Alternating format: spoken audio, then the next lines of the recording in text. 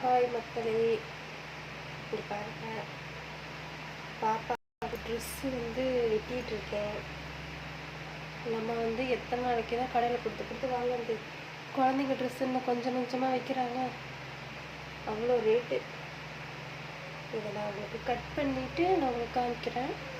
இது கீழே இந்த டிசைனாக வச்சுருக்கேன், எப்படி வருதுன்னு தெரில. இது மேலே கட் பண்ணிவிட்டு உங்களுக்கு நான் காட்டுறேன்.